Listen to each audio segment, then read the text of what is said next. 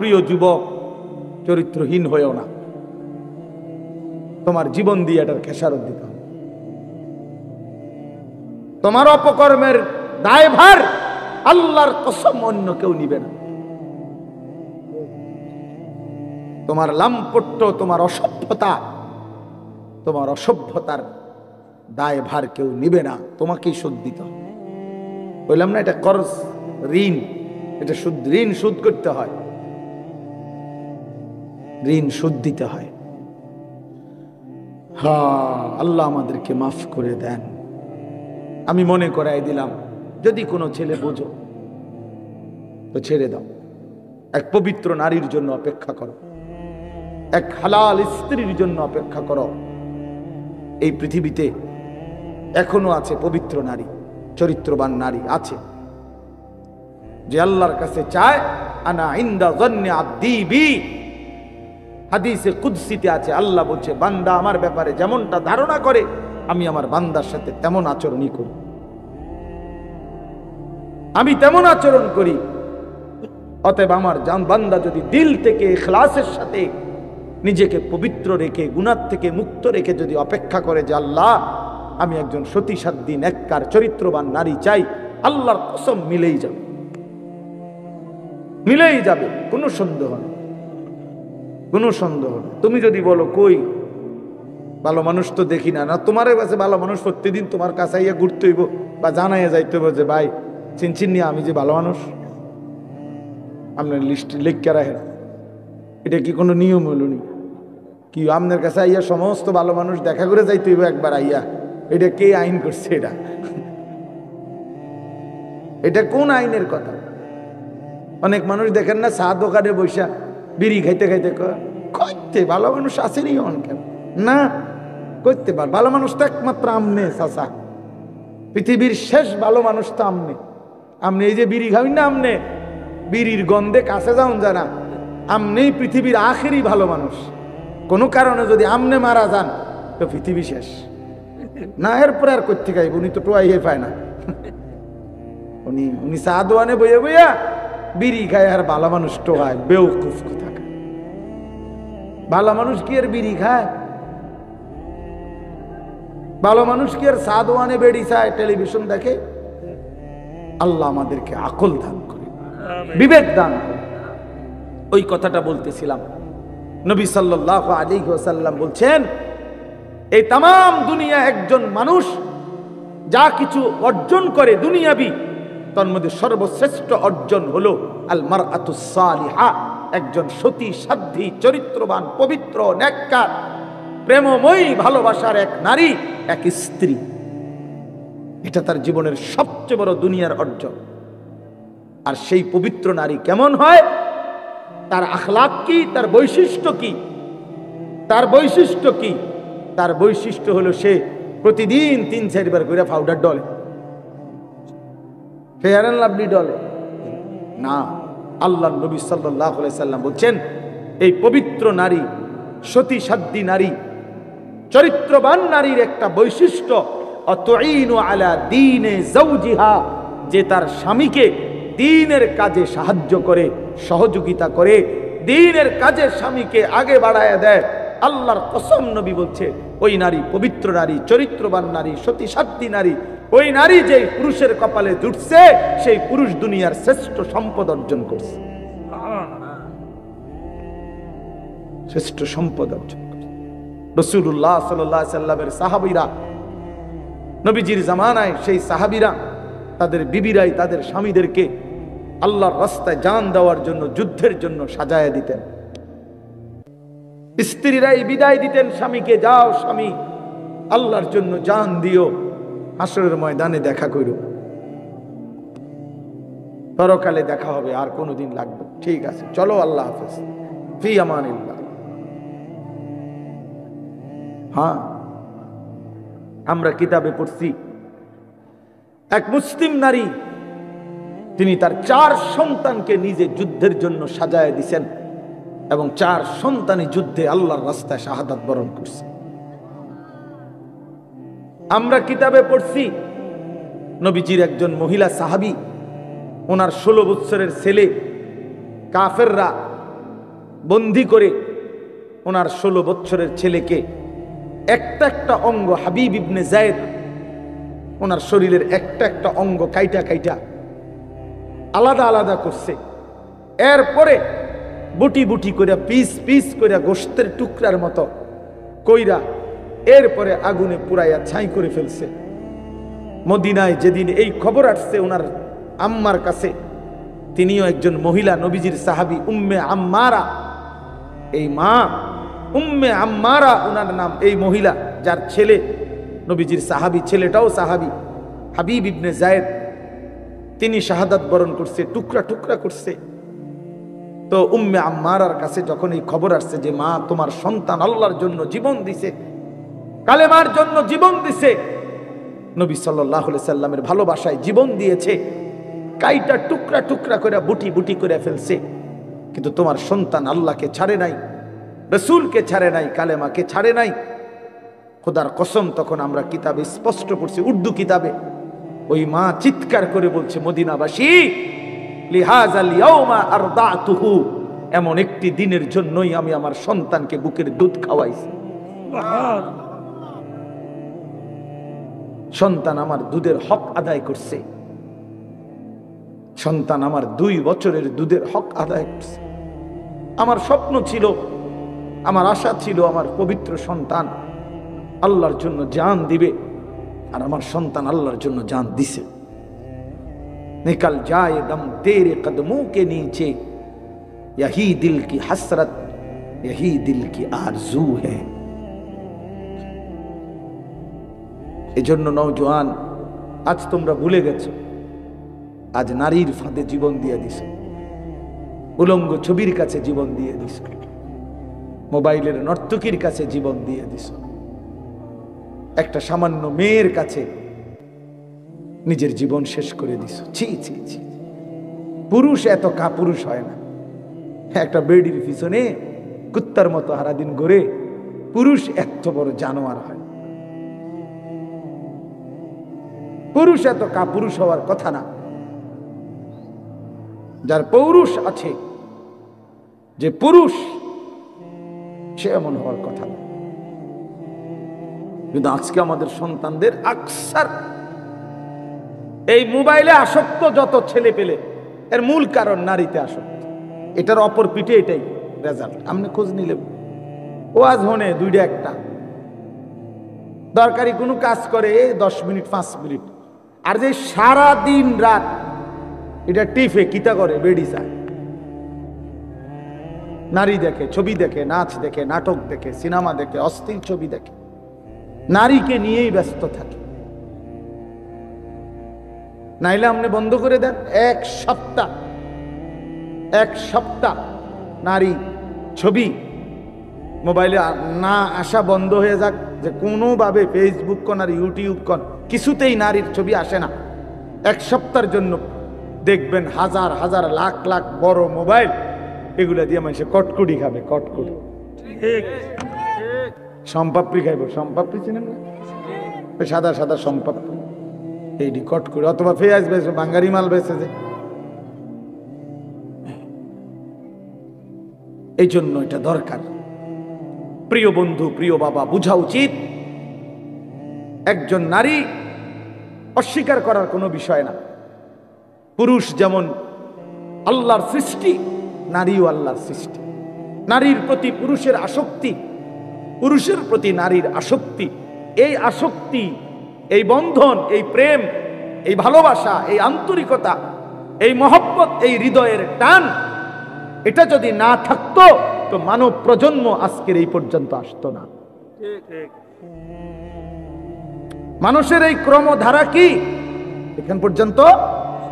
এক স্বামী স্ত্রীর পবিত্র বন্ধন, একে অপরের প্রতি অকৃত্রিম ভালোবাসা, স্বামী স্ত্রীর একান্ত মিলন। তো এইটুকুর বরকতে মহান আল্লাহর ইচ্ছায় প্রজন্ম এভাবে আগাইছে। তাহলে এটা তো দূষণীয় না, হালাল যেটা সেটা তো দূষণীয় না।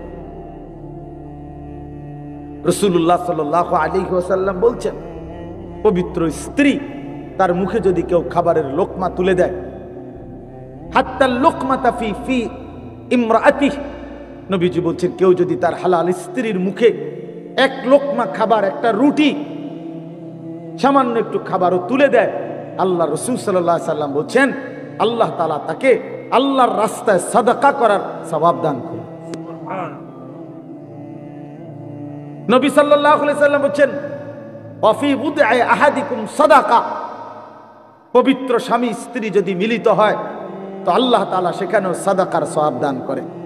সাহাবী জিজ্ঞেস করছে, ইয়া রাসূলুল্লাহ, মনের চাহিদা পূরণ করলেও সওয়াব হয়? আল্লাহর নবী বললেন, সেটা যদি ভিন্ন অনুমতি নাই এমন নারীর সাথে যদি পূরণ করে সেখানে কি গুনাহ হয়? তিনি বললেন, হ্যাঁ গুনাহ হয়। কয় তাহলে এখানেও নেকি হয়?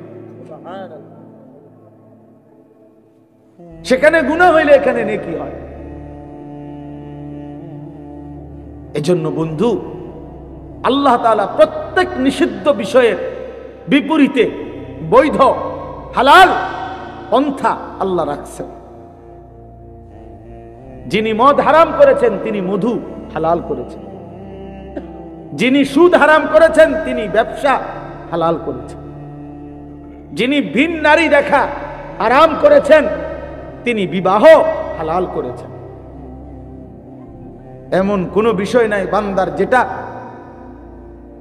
চাহিদা আছে অথচ সেই চাহিদা পূরণের বৈধ কোনো পন্থা আল্লাহ দেন নাই। খোদার কসম, এমন চাহিদা মানুষের মধ্যে নাই, এটা হতে পারে না।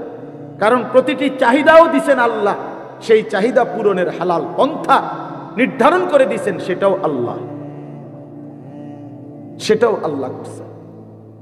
আজকে অনেক মা বোন হয়তো পর্দার আড়ালে আছেন, শুনতেছেন, আপনাদেরকে বলি, বেপর্দা নারী, বেহায়া নারী, বেহায়া কন্যা, তার বাস্তবিক অর্থে সামাজিক কোনো মর্যাদা নাই। ইসলামের দৃষ্টিতে, মানবতার দৃষ্টিতে, ইনসাফের দৃষ্টিতে, বিবেকের দৃষ্টিতে তার কোনো সম্মান নাই, ইজ্জত নাই। বেপর্দা নারী তো শোপিস, উপভোগের পণ্য। বেপর্দা নারী তো প্রদর্শনের বস্তু, প্রদর্শনের বস্তু, যে নিজেকে প্রদর্শন করে বেড়ায়। আল্লাহ তাআলা আমাদেরকে মাফ করে দেন। আল্লাহ আমাদের মা বোন, আমাদের কন্যা, যে সমাজের নারী বেপর্দা হয়, বিশ্বাস করেন ওই সমাজের সবচেয়ে বড় বিপদ হলো হালাল এবং পবিত্র পন্থা, হালাল এবং পবিত্র বিবাহ এবং হালাল এবং পবিত্র মানব প্রজন্ম তছনছ হয়ে যায়। আজকের ইউরোপ এই ব্যাধিতে আক্রান্ত, যখন অবাধ যৌনাচার, নারী পুরুষের অবাধ সহজ করে দিছে, আজকে তাদের বৈধ সন্তানের চাইতে অবৈধ সন্তানের পরিমাণই বেশি। আল্লাহ আমাদের সমাজ, আমাদের বংশধর, আমাদের প্রজন্মকে জিনা, ব্যভিচার, বেহায়া, বেপরদিগি, বেশরম এই জিন্দিগি থেকে হেফাজত করেন। বলেন আমিন। চলেন আমি আমার কথাটা শেষ করে দেই। তো আল্লাহর নবী সাল্লাল্লাহু আলাইহি সাল্লামের স্ত্রী, ইনি সবচেয়ে বেশি সহযোগিতা করছেন নবীজিকে।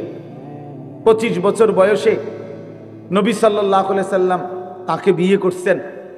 আর নবীজির বয়স যখন 50, তখন খাদিজা রাদিয়াল্লাহু তাআলা আনহা ইন্তেকাল করছেন। তো এই 25টা বছর নবীর যৌবনের মূল সময়ে তিনিই ছিলেন নবীজির স্ত্রী। এবং 40 থেকে 50 নবুয়তের এই 10টা বছর পরম যত্নে আল্লাহর নবীকে আগলাইয়া রাখছেন আম্মাজান খাদিজা, নবীজির স্ত্রী। অনেক বেশি সহযোগিতা করছে, নিজের জান মাল, নিজের সবটুকু ভালোবাসা, সহযোগিতা মক্কায় সবচেয়ে বেশি দিচ্ছেন এই স্ত্রী খাদিজা রাদিয়াল্লাহু তাআলা আনহা। এজন্য আল্লাহও তাকে সম্মান করছেন, কারণ এই গোটা কায়নাতের মধ্যে সর্বপ্রথম কালেমা ওয়ালা এই স্ত্রী খাদিজা রাদিয়াল্লাহু তাআলা আনহা। নবীর হাতে প্রথম কালেমা গ্রহণ করছে, নবীজির দ্বীনের কাজে প্রথম সহযোগিতা করেছেন এই নারী খাদিজা রাদিয়াল্লাহু তাআলা আনহা। এজন্য নারী প্রথম কালেমা গ্রহণকারী, নারী প্রথম দ্বীনের কাজে সহযোগিতাকারী, প্রথম সহযোগিতাকারী। আল্লাহ তাআলা আমাদের নারীদেরকে এমন তৌফিক দান করেন। তো বললাম যে আমরা আল্লাহর নবী সাল্লাল্লাহু আলাইহি সাল্লাম এরপরে নবুয়তের 10ম বৎসরের পরে আল্লাহর নবী সাল্লাল্লাহু আলাইহি সাল্লামের উপরে জুলুম অত্যাচার তীব্র বেড়ে গেছে। নবীজি পার্শ্ববর্তী তায়েফ নগরীতে এরপরে গেছেন কালেমার দাওয়াত দিতে 11 বছরের সময়, সেখান থেকে একটা লোকও কালেমা গ্রহণ করে নাই। নবীজি ফিরে চলে আসছেন। তায়েফের কাফেররা পাথর মেরে অকাতরে আল্লাহ নবী সাল্লাল্লাহু আলাইহি সাল্লামকে বিতাড়িত করে দিছে। নবীজি রক্ত মাখা দেহ নিয়ে মক্কায় ফিরে আসছেন। এই সংক্ষেপ কথা হলো, নবীজি যখন তায়েফ থেকে ফিরে আসছে, তখন মক্কাবাসী নবীজিকে খুব বেশি বিদ্রুপ করছে যে মুহাম্মদ, আজকে 11টি বছর তুমি আমাদের দ্বারাও নির্যাতিত, আমরাও তোমারে বিতাড়িত করলাম, আবার তুমি তায়েফ গেলা, তায়েফেও কেউ তোমার কালেমা গ্রহণ করলো না, বাচ্চারাও তোমারে শেষ পর্যন্ত পাথর মারলো। এখন তুমি যে বলতেছ তোমার আল্লাহ আছে, আল্লাহ তোমারে ভালোবাসে, আল্লাহ তাআলা তোমারে মহব্বত করে, তোমার ইজ্জত কই, সম্মান কই, কই তোমার আল্লাহ? এইভাবে বিদ্রুপ করলে, ব্যঙ্গ ঠাট্টা মস্কারি করতে লাগছে। তখন আমি শুধু এই কথাটা বলতে চাচ্ছি, তখন আল্লাহ নবী সাল্লাল্লাহু আলাইহি সাল্লামকে আল্লাহ তাআলা তায়েফের ময়দান থেকে ফেরত আসার পর মক্কাবাসী যখন চূড়ান্ত ব্যঙ্গ বিদ্রুপ ঠাট্টা করছে, তখন আল্লাহ তাআলা হযরত জিবরাইল আলাইহিস সালামকে পাঠিয়ে বোরাকে চড়িয়ে আল্লাহ তাআলা নবীজিকে আরশে আজিমের মেহমান বানাইছেন, মেরাজে নিয়ে গেছেন। আইনা বলছেন, বন্ধু, জগৎবাসী বলছে আমি নাকি আপনাকে ইজ্জত দেই নাই, সম্মান দেই নাই, ভালোবাসি নাই। চলেন বন্ধু, আজ আপনাকে আমি এমন জায়গায় আনলাম, এবার আপনি শুধু শুনে নেন। আপনাকে এখন আমি যেই আরশে আজিমের উপরে আয়না দাঁড় করাইলাম, আপনার কদমের নিচে আমার গোটা সৃষ্টি, আপনি আমার সমস্ত সৃষ্টির ঊর্ধ্বে, উপরে শুধু আমি আল্লাহ, আর কোন সৃষ্টি নাই। অতএব আপনার মর্যাদা পৃথিবীবাসী শুনে নেক যে আমি আল্লাহর পরে সমস্ত সৃষ্টির উপরে আপনি রাসূলের মর্যাদা, আমি আপনাকে সম্মান দিলাম। ইজ্জত কাকে বলে, সম্মান কাকে বলে, কতটুকু হইতে পারে, আমি দিলাম। সম্মানের সর্বোচ্চ মাকামে আপনাকে পৌঁছায় দিলেন। আল্লাহ নবী সাল্লাল্লাহু আলাইহি সাল্লাম মেরাজে গেলেন, এই মর্যাদা পেলেন, আল্লাহ তাআলা আদর করলেন, কথা বললেন, পরম মমতায় বন্ধুর সাথে একান্তে সাক্ষাৎ দিলেন। এই পুরা পর্ব শেষ হওয়ার পর আমি শুধু যে একটা কথা শুধু বলে শেষ করতে চাচ্ছি, প্রিয় বাপ আমার, বন্ধু আমার, আজকে এই রাত গভীরে শুধু মনে রাখেন, নবীজি সাল্লাল্লাহু আলাইহি সাল্লামকে আল্লাহ তাআলা মেরাজে সর্বশ্রেষ্ঠ মর্যাদা, শ্রেষ্ঠতম স্থানে নিয়েছেন। তো সেদিন আল্লাহ নবী বলছিলেন, আল্লাহ মাওলা, আপনি তো আমার ইজ্জত দিলেন, সম্মান দিলেন, মর্যাদা দিলেন, আপনার কাছে আনলেন, আরশে আজিমের মেহমান বানাইলেন। এখন আমি তো আবার ফিরে যাব জমিনে, জমিনে তো আমার উম্মত আছে, ওরা তো গেলে জিজ্ঞেস করবে আপনি আমার উম্মতের জন্য কি দিলেন। আমার আবু বকর তো নিচে আছে, ওমর, ওসমান, আলী, আমার ফাতেমা, আমার হাসান, আমার হুসাইন, আমার সাহাবীরা, তা আপনি আমার উম্মতের জন্য কি দিলেন? আমি তো আমার সম্মান দিলেন, আমার জন্য উম্মতের জন্য কি দিলেন? তখন আল্লাহ পাক রব্বুল আলামিন বলছেন, বন্ধু আমি জানি আপনি বলবেন, আপনি উম্মতের জন্য যে চাইবেন এটা আমি জানি।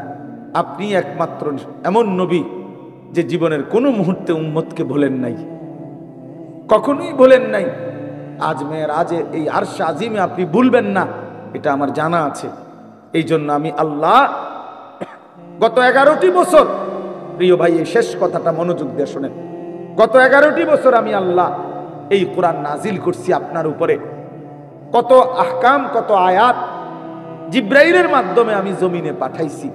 কিন্তু বন্ধু বিশ্বাস করেন, 11টি বছর আমি আল্লাহ একটি আমল আমি নিজের কাছে রাখছিলাম। আমার সিদ্ধান্ত ছিল যেদিন আপনাকে আমি এই সর্বশ্রেষ্ঠ মর্যাদার মাকামে আনবো, সেদিনই আমি আপনাকে আপনার উম্মতের জন্য সর্বশ্রেষ্ঠ আমল আমি আল্লাহ আমার কুদরতি হাতে আপনার হাতে তুলে দেব। আর সেটাই আজকের এই হাদিয়া। আর সেই হাদিয়াটাই হলো 5 ওয়াক্ত নামাজের হাদিয়া। আজ আপনার মর্যাদার চূড়ান্ত সর্বশ্রেষ্ঠ স্থানে আপনাকে আনলাম, আর আপনার উম্মতের জন্য যে আমলটা দিলাম এটাও সর্বশ্রেষ্ঠ আমল। অতএব প্রিয় বন্ধু আমার, এবার আপনি শুধু এই কথাটাই বোঝেন, 5 ওয়াক্ত নামাজ দোস্ত নওজোয়ান, 5 ওয়াক্ত নামাজ এটা মেরাজের হাদিয়া, আরশে আজিমের হাদিয়া, মহান আল্লাহ পাকের স্বহস্তে দেওয়া হাদিয়া। নবীজির যেদিন মর্যাদার চূড়ান্ত মাকামে আল্লাহ নিছেন, সেদিন সর্বশ্রেষ্ঠ আমল আল্লাহ তাআলা হাদিয়া হিসাবে দিলেন। অতএব আল্লাহর প্রতি যার ভালোবাসা আছে, মেরাজের প্রতি যার ভালোবাসা আছে, নবীজির প্রতি যার ভালোবাসা আছে, আল্লাহর কসম 5 ওয়াক্ত নামাজ তার জীবনে বাধ্যতামূলক। যে জীবনে 5 ওয়াক্ত নামাজ নাই, সে আল্লাহকে চেনে না, সে রসুলকে চেনে না, সে ইসলামকেও চেনে না। তার কোনো আল্লাহ বলতে কিছু নাই, তার কোনো রসুল বলতে কিছু। তুমি মূলত মুসলিম নামের এক লেবাসদারি ধোঁকাবাজ, ধোঁকাবাজ। তুমি এক প্রতারক, প্রতারক যে মনে করছো মুসলমান মানে শুধু আইডি কার্ডে লিখলে হয়।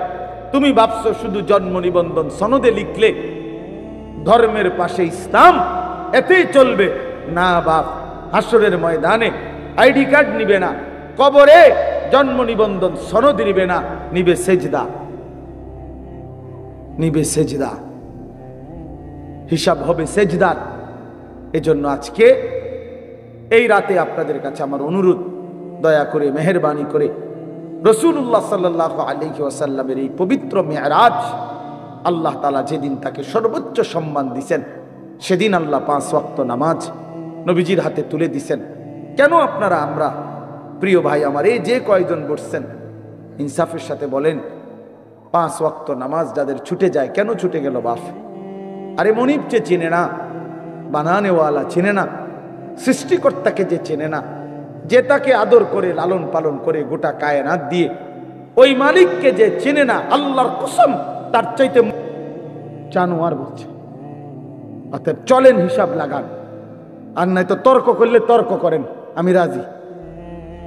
আপনি প্রমাণ করে দেন মালিককে যে চেনে না সে মানুষ হয় কিভাবে, কোন যুক্তিতে,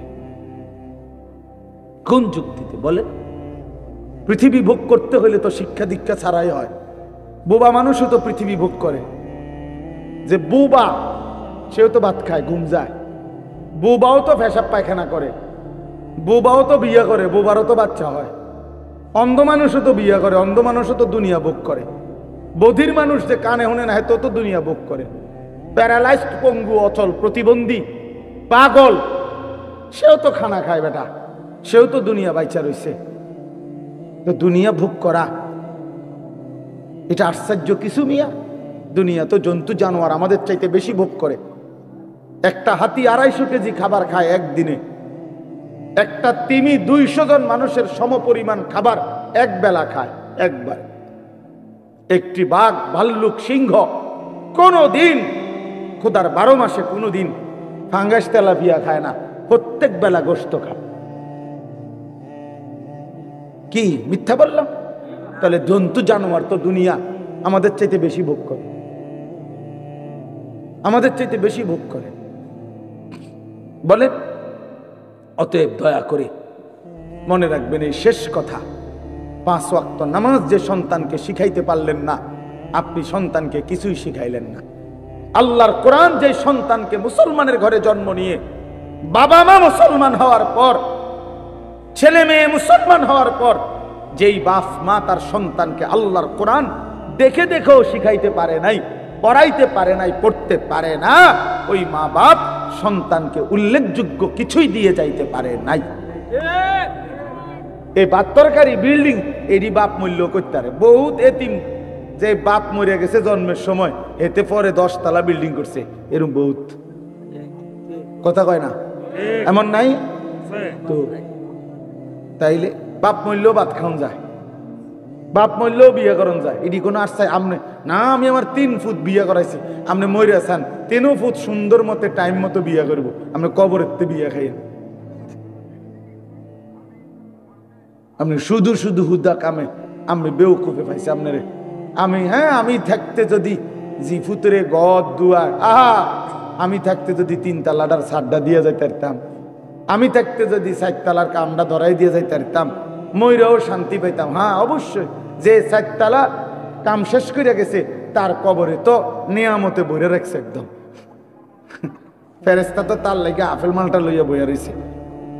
আর আপনার চিন্তা কি, আর আপনার বিল্ডিং 4 তলা, ফেরেস্তা তো আপনার কবরে একের প্রথমেই তো আপেল মালটা দিব যে চাচা আপনি ধন্যবাদ, ভাগ্যবান আপনি 4 তলা শেষ করে আইছেন।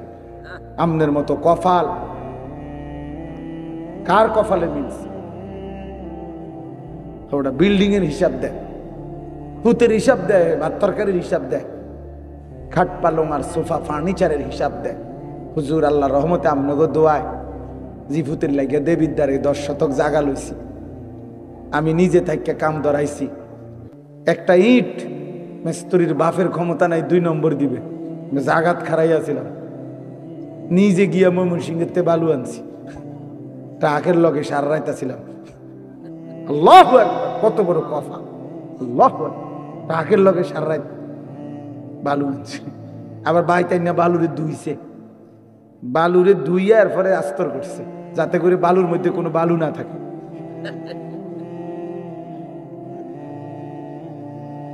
বালুর মধ্যে যাতে কি না থাকে, কোনো বালু যাতে না থাকে, এটা ধুইয়া লইছে।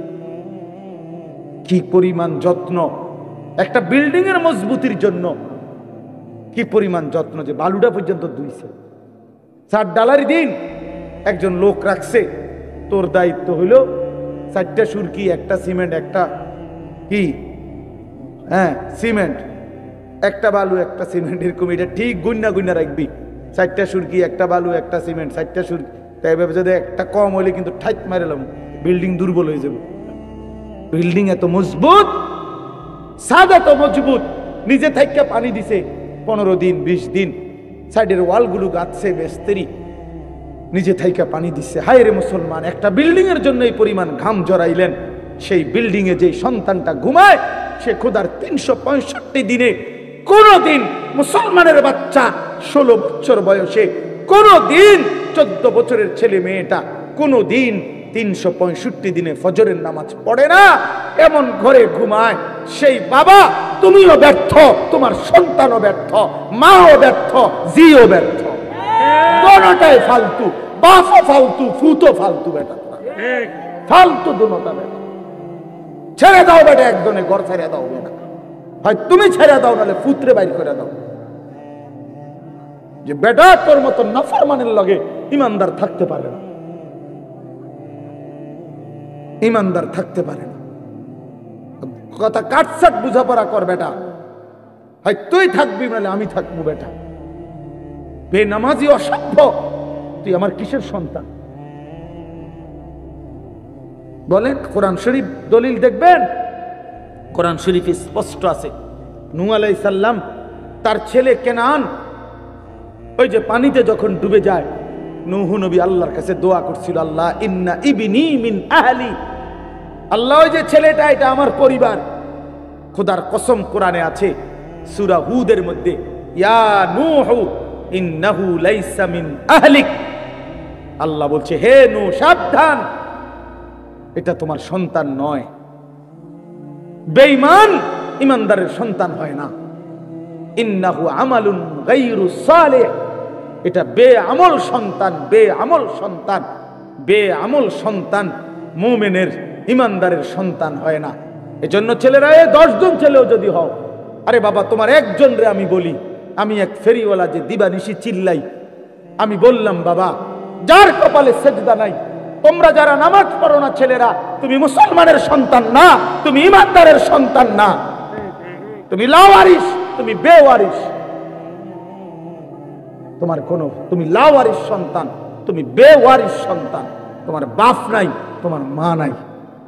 আল্লাহ বলছে ইন্নাহু লাইসা মিন আহলিক, নূহ সাবধান, বেঈমানের জন্য কিছু বলবা না। ফালা তাসআলনি, সরাসরি কোরআন আল্লাহ বলছে বেঈমান সন্তানের জন্য আমি আল্লাহর কাছে কিছু চাইও না, সাবধান। আজকে আমরা এটা বুঝি না মিয়া, আমরা বুঝছি কাল ভাতের থালা, ভাত তরকারি, খানা খাদ্য, আর দুনিয়া, আর দুনিয়ার চাকরি ব্যবসা বিদেশ, টাকা বিল্ডিং দালান, খাট পালং সোফা ফার্নিচার। চোখের সামনে ছেলেটা নষ্ট হয়ে যাচ্ছে, বাবার চোখে কোনো পানি নাই। চোখের সামনে মেয়েটা 8-7 কাপড় পরে রাস্তায় রাস্তায় ঘুরে, মায়ের চোখে কোনো পেরেশানি নাই, লজ্জাও নাই। এই বেটিও নির্লজ্জ, বেটির জিও নির্লজ্জ, দলটা বেহায়া, দলটা বেহায়া বেটা। আমার মাও ইজ্জতওয়ালা, আমার কন্যাও ইজ্জতওয়ালা, আমার বিবিও ইজ্জতওয়ালা। আমার দাদিরে দেখছি কালো ঢিলে ঢালা বোরকা পরে, আমার মারেও দেখছি কালো ঢিলে ঢালা বোরকা পরে, আমার বিবিও কালো ঢিলে ঢালা বোরকা পরে, আমার কন্যাও কালো ঢিলে ঢালা বোরকা পরে। যে আখলাক আমার দাদির, সেই আখলাক আমার মার দেখছি, সেই আখলাক আমার বিবির, সেই আখলাক আমার কন্যা। আলহামদুলিল্লাহ। বলো মিয়া, ওই মা কিসের মা? যে মায়ের চোখের সামনে 16 বছরের মেয়েটা এতটা টাইট কাপড় পরে, একটা এফরনও নাই, এটা ঢিলে ঢালা কোনো পোশাক নাই, সে বোঝে নাই মহিলা যে তার মেয়েটারে রাস্তায় কে দেখবে? বেডি তুমি সিরা খাও, তুমি ভাত খাও না, তুমি বোঝো না তোমার মাইয়ারে দেখবে কে? রাস্তার লম্পট ছেলেরা দেখে কি মন্তব্য করবে? এটা কি বুঝার কিছু বাকি আছে? কেউ না বুঝার কিছু আছে এটার মধ্যে? তাহলে আপনি এই কথাটা, এই বাংলা কথাটা বোঝেন না আপনি? না না না, মেয়ে শিক্ষিত হইতে আছে। আরে বাপরে, শিক্ষিত ইংরেজি কয়, ইংরেজি কয়, কবিতা কয়, 2 little black birds sitting on a wall, one called Peter, one called Paul.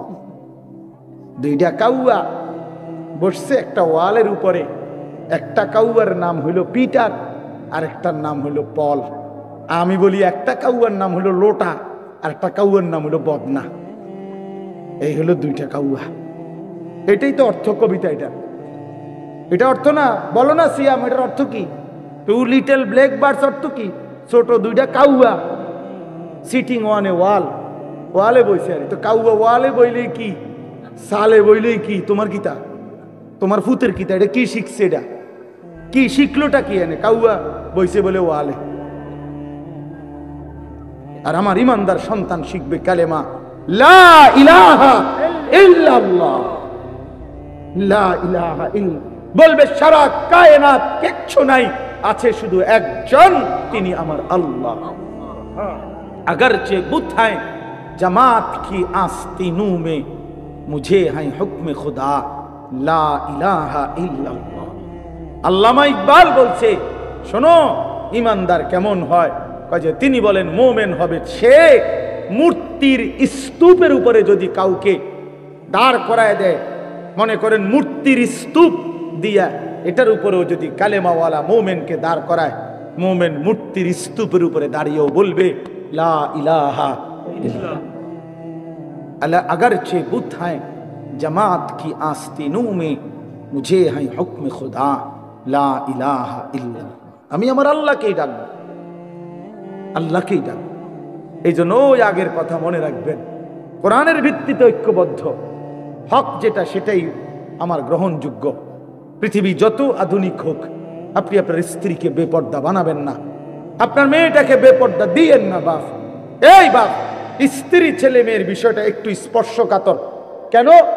স্ত্রী ছেলে মেয়ের নাফরমানির কারণে, বিশ্বাস করেন এখানে একটু ঝামেলা হলে এটাই যে স্ত্রী এবং ছেলে মেয়ে যদি নাফরমান হয়, এর কারণে ওরাও গুনাহগার হয়, অভিভাবকও গুনাহগার হয়। এই ঝামেলা হইলে এনে, আজ যদি এমন হইতো তাই বেটিকটা তাই, আমারটা আমি, শুধু বাত এক লগে, বুঝেন না? এটা হলে ঝামেলা ছিল না। মাইয়াটা মাইয়া, আমি বাপেরটা বাপ না, এখানেই ঝামেলাটা একটু বেঁচে। এখানে দায়িত্ব আল্লাহ নবী সাল্লাল্লাহু আলাইহি ওয়াসাল্লাম বলছে, ফাররাজুলু রাইন আলা আহলি বাইতিহি, প্রত্যেক পুরুষ তার পরিবারের সদস্যদের ব্যাপারে জিম্মাদার, ওহুয়া মাসউলুন আনহুম। খোদার কসম, এটা বুখারী মুসলিমের হাদিস। আল্লাহ নবী বলছেন, পুরুষ তার এই স্ত্রী সন্তানের ব্যাপারে হাসরের ময়দানে জিজ্ঞাসিত হবে, কেন তাদের ঈমান গেল কোথায়, তাদের নামাজ গেল কোথায়, তাদের পর্দা গেল কোথায়, তাদের সেজদা গেল কোথায়, তাদের ইবাদত গেল কোথায়। এইটা যদি জিঙ্গাইতো না, যদি এমন হইতো বাবুরে জিটটা জি আমারটা আমি, ফুতেরটা ফুতে আমারটা আমি, তাহলে তে ঠ্যাঙ্গালগি দিয়ে আডুক আর ঠ্যাং নামাইয়া আডুক তারটা তে। কিন্তু এখানে তো ঝামেলা হইলো, আমারও তো জিগাইব। কথা বুঝছেন কিনা বলে? আমার স্ত্রীর ব্যাপারে তো আমারও কি করবে? জিজ্ঞাসা করবে। আমার ছেলের ব্যাপারে তো আমারই জিজ্ঞাসা করবে। আমার মেয়ের ব্যাপারে তো আমারই জিজ্ঞাসা করবে। যদি এই মুআমালা না হতো তো ছেড়ে দিতাম, যা পিছা দিয়ে ফির, তোর কপালে তুই যা, আমার কপালে আমি। কিন্তু এখানে ঝামেলা হতো হলো তার নাফরমানির কারণে তো আমিও আটকে যাব। এই জন্য আমরা কোরআন সুন্নাত ইলমের কথা বলি, এটাই শেষ কথা। কেন মাদ্রাসাগুলো চিৎকার করে? মাদ্রাসা আপনাদের কাছে আখিরাতের কথা বলে, মাদ্রাসা আপনাদেরকে ঈমানের কথা বলে, মাদ্রাসা আপনাদেরকে পরকাল স্মরণ করায় দেয়, মাদ্রাসা জাতির সবচেয়ে বড় খেদমত করে, উম্মতের আখিরাত সাজায়া দেয়, উম্মতের পরকাল সাজায়া দেয়। এই জন্য আজীবন সবার কাছে অনুরোধ, ছেলেরা বাবারা মাদ্রাসাকে ভালোবাসেন, মাদ্রাসাকে ভালোবাসেন, মাদ্রাসার পক্ষে থাকবেন, মাদ্রাসার পক্ষে থাকবেন, মাদ্রাসার জন্য দোয়া করবেন, মাদ্রাসার জন্য দান সদকা করবেন, মাদ্রাসায় নিজের সন্তানকে দিন শিখতে দিবেন। আল্লাহ তাআলা এই দেবিদ্যার দারুল উলুম মাদ্রাসা কবুল করে নেন। আমার প্রিয় শ্রদ্ধেয় হযরত মাওলানা আবু তাহের সাহেব দামাত বারাকাতুহুমুল আলিয়া, দেবিদ্দারের সমস্ত আলেমদের মধ্যে, মুরব্বীদের মধ্যে উনি একজন অন্যতম মুরব্বী আলেম। দেবিদ্দারের বিভিন্ন দ্বীনি সংগঠন, দ্বীনি কার্যক্রমের মধ্যে প্রথম সারিতে যাদের নাম, তিনি একজন। আলহামদুলিল্লাহ, সবসময় আমগরে মহব্বত করে, স্নেহ করে, যার কারণে ওনার ছেলে বশির, সে আমারে অনেক মহব্বত করে। এই সব মিলাইয়া আমরা চেষ্টা করি প্রায় প্রতি বছরই, আজকে কয়েক বছর যাবৎ আপনাদের এই মাহফিলে আসতে, মূলত ভালোবাসা মহব্বতের টানেই আসা। আমি শক্ত বলে ফেলছি, আমারে মাফ করে দিয়ে, কিন্তু বিবেক দিয়ে ভাইবেন। আপনার পরিবার হয়তো একদিন মনে পড়বে লোকটা বলছিল, বড় শক্ত করেই বলছিল, তাহলে এই জন্য কথা গুরুত্ব দিলে বরকত হবে। ছেলেরা নামাজ পড়ো বাপ, আখলাক ঠিক রাখো, আখলাক ঠিক রাখো। নারী, ছবি, অশ্লীলতা, মোবাইলের এই উলঙ্গপনা, বেহায়াপনার মধ্যে এমন সুন্দর জীবন, এমন সুন্দর যৌবন, প্রিয় বন্ধু আমার, সাথী আমার, দোস্ত আমার, নষ্ট করে দিও না, ভুল হবে। তাই আল্লাহ তাআলা প্রতিটা সন্তানকে দ্বীনের পথে থাকার চলার তৌফিক দান করেন, কবুল করেন, আজকের মাহফিলকে বরকতময় করেন। সুবহানাল্লাহি ওয়া বিহামদিহি, সুবহানাকাল্লাহুম্মা